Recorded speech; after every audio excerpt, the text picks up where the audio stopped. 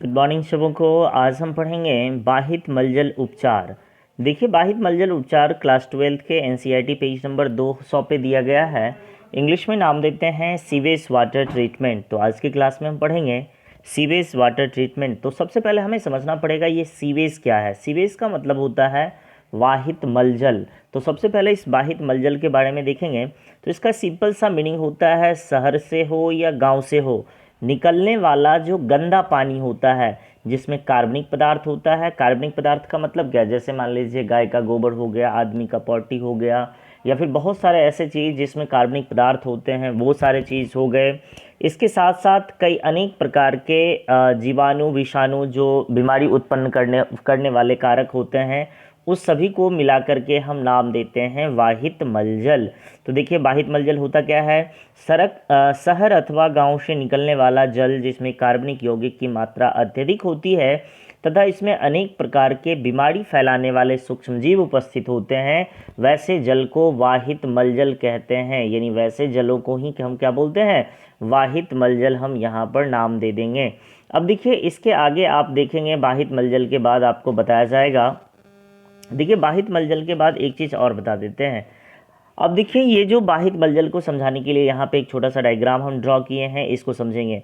जैसे देखिए, ये ए कोई जगह का नाम है, बी कोई जगह का नाम है, सी कोई जगह का नाम है, डी कोई जगह है। ये मान लीजिए चारों अलग अलग मोहल्ला है, कोई बड़ा सा शहर है। इस बड़े से शहर के 4 मोहल्ले हैं, ए बी सी डी। इस सभी में नालियाँ हैं। ये सभी नालियाँ एक दूसरी नालियाँ से जुड़ी हुई हैं और ये बड़ी नालियों को किसी जलाशय में छोड़ दिया जाता है, यानी नदी में छोड़ दिया जाता है। अब देखिए, अब यही गंदा पानी जब नदी में छोड़ा जाएगा तो नदी का जल दूषित हो जाएगा और यहाँ पर नदी में रहने वाले जीव जंतुओं को काफ़ी ज़्यादा नुकसान होगा। इससे बचने के लिए हमें क्या करना होता है कि ये जो गंदा पानी है, यहाँ से जो गंदा पानी निकलता है, उस गंदे पानी को इस नदी में छोड़ने से पहले, इस नदी के अंदर छोड़ने से पहले हमें क्या करना होता है, यहाँ पर इसको साफ़ करना होता है। यहाँ से साफ़ कर देंगे जिससे इस नदी के अंदर जो पानी जाएगा वो बिल्कुल साफ़ पानी जाएगा, है ना। इसलिए हम यहाँ पे बाहित मलजल उपचार करते हैं, ठीक है ना।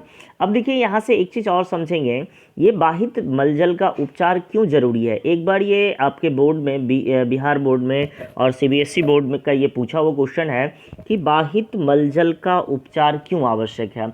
अब सोचिए, ये नदी है, इस नदी में कोई जीव जंतु रहते हैं। अब ये गंदा पानी इधर से गया तो नदी में रहने वाली मछली हो गई या दूसरे तरह के जीव जंतु, काफ़ी ज़्यादा नुकसान होगा। या फिर यहाँ पे जीवाणु विषाणु होते हैं ये गंदे जल में, जो कि यहाँ के जीवों के लिए काफ़ी ज़्यादा नुकसान करेगा। इसके लिए यहाँ से इसे साफ़ करके तब यहाँ पर छोड़ा जाएगा और यहाँ पर जो सिस्टम लाया जाता है, इस सिस्टम का नाम देते हैं बाहित मलजल उपचार। यानी यहाँ पे एक सिस्टम लगा रहता है जिस सिस्टम का नाम देते हैं सीवेज वाटर प्लांट। ये जो हम यहाँ से हम जो एक डायग्राम ड्रॉ कर रहे हैं, ज़रा देखिए डायग्राम बना हुआ है, यहाँ पर एक प्लांट लगा होता है।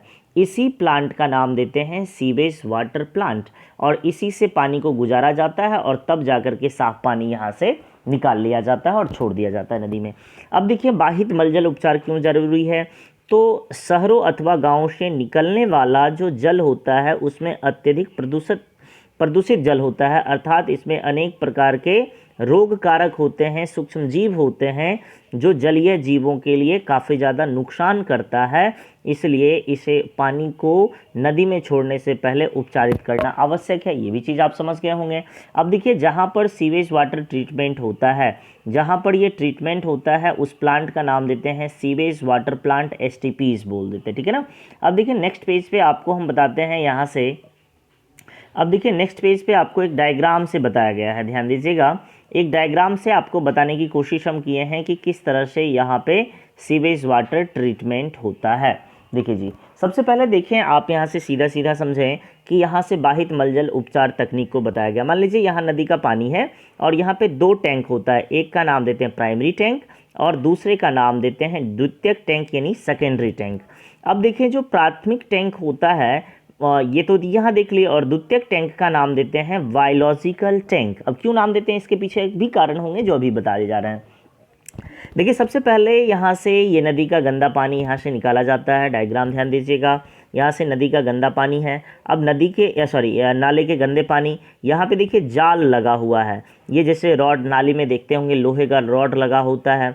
अब देखिए यहाँ से जो पानी निकलेगा उसके अंदर जो बड़े बड़े पत्थर वगैरह होंगे ये वो तो यहीं पे छन जाएगा, और उसके बाद ये पानी आएगा प्राइमरी टैंक में। अब देखिए ये पानी कहाँ आया, प्राइमरी टैंक में, और प्राइमरी टैंक में आने के बाद पानी को छोड़ा जाता है, जिसके बाद जो यहाँ पर नीचे के तरफ जो होता है ये जो है ये गाद जमा हो जाता है, और इस गाद का नाम देते हैं प्राइमरी स्लज।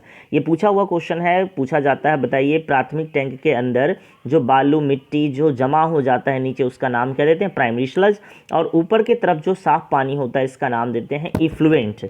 अब देखिए अब देखिए बाद में क्या किया जाएगा, इस गंदगी को यहाँ से निकाल लिया जाएगा, ठीक है ना। अब देखिए ये हम यहाँ से अब आपको बताते हैं सेकेंडरी टैंक।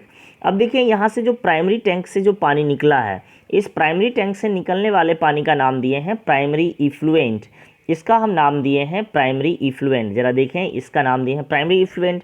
अब ये प्राइमरी इफ्लुएंट में कार्बनिक अशुद्धियाँ अभी भी हैं, यानी प्राथमिक टैंक में पानी की जितनी भी गंदगी थी, ठोस हुआ, बालू हुआ, गाद हुआ, मिट्टी हुआ, वो सब को निकाल लिया गया, लेकिन कार्बनिक अवशिष्ट अभी भी इसके अंदर है, यानी प्राइमरी इफ्लुएंट के अंदर।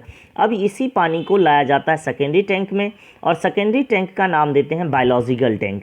इसमें क्या होता है कि बाहर से ऑक्सीजन सप्लाई किया जा रहा है, यहाँ पे ध्यान दीजिएगा, यहाँ बाहर से ऑक्सीजन सप्लाई किया गया है, और ऑक्सीजन की उपस्थिति के कारण कवक एवं जीवाणु यहाँ पर फैल जाते हैं, जिसको फ्लॉस्क बोलते हैं। ये भी क्वेश्चन बिहार बोर्ड का और सीबीएसई का दोनों पूछा हुआ क्वेश्चन है। जो बताइए बाहित मलजल के द्वितीयक टैंक को बायोलॉजिकल टैंक कहा जाता है, इसके अंदर क्या क्या उपस्थित होते हैं, तो देखें कवक के साथ जीवाणु संयोजित होता है जिसे फ्लॉक्स कहते हैं, और ये ऑक्सीजन के कारण यहाँ पे फ्लॉक्स तेजी से बढ़ेगा, और इस फ्लॉक्स क्या करेंगे, यहाँ पर जो कार्बनिक अशुद्धि हैं, देखिए यहाँ पे लिखा हुआ मिल जाएगा, कार्बनिक पदार्थों का उपयोग करता है, जिससे कार्बनिक पदार्थ की मात्रा में कमी आ जाती है, ये देख लिए। अब देखिए यहाँ पे इसी सारे चीज़ों को लिखा गया है। सबसे पहले देखेंगे यहाँ से एक एक करके हम आपको समझाने की कोशिश करते हैं। इसमें देखिए, इसमें सबसे पहले देखिए सर्वप्रथम बाहित मलजल को जाल के द्वारा ठोस अवशिष्ट जैसे पत्थर, गिट्टी, प्लास्टिक, चमड़ा इत्यादि को प्राथमिक टैंक में जाने से पहले छान लिया जाता है। जरा देखिए यहाँ पे इस टैंक में आने से पहले, जरा देखेंगे यहाँ पर इस टैंक में लाने से पहले यहाँ पे जाल द्वारा छान लिया गया है। कंप्लीट है क्या ये चीज़? अब देखिए छानने के बाद क्या होगा, दूसरा पॉइंट देखिएगा यहाँ से। दूसरे पॉइंट में आप यहाँ से ये देख पाइएगा कि प्राथमिक टैंक को सेटलिंग टैंक भी कहा जाता है, क्योंकि इस टैंक में गाद यानी बालू, गिट्टी इत्यादि नीचे बैठ जाते हैं, यानी नीचे सेटल हो जाते हैं, इसलिए इसे सेटलिंग टैंक बोलते हैं, ठीक है ना। प्राथमिक टैंक में सामान्यतः फिजिकल रूप से उपचारित किया जाता है। फिजिकल रूप का मतलब क्या, छन्ना लगा दिए, जाली लगा दिए, गाद को निकाल लिए, इस तरह से। प्राथमिक टैंक से निकलने वाले पानी को प्राथमिक इफ्लुएंट बोलते हैं, यानी प्राइमरी इफ्लुएंट बोलते हैं, ठीक है ना। प्राथमिक इफ्लुएंट कहते हैं जब इस पानी को द्वितीयक टैंक में अब देखें, अब इस पानी को द्वितीयक टैंक में भेजा जाता है। यहाँ पे थोड़ा सा मिस हो गया है, यहाँ पर लिख लेंगे प्राथमिक टैंक से द्वितीयक टैंक में भेजा जाता है। इस पानी को द्वितीयक टैंक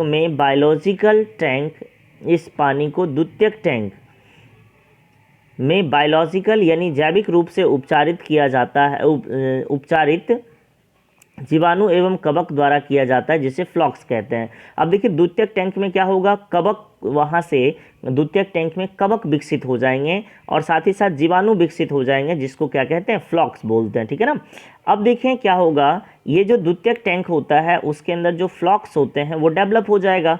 इस द्वितीयक टैंक में वायु को सही रूप से डाला जाता है, यानी देख लिए थे द्वितीयक टैंक में वायु डालने का मशीन होता है, हवा डाला जाता है, जिससे कवक एवं जीवाणु विकसित हो जाते हैं, जो जल में घुलित कार्बनिक पदार्थ का पूर्ण रूप से अवशोषित कर लेता है, जिससे बीओडी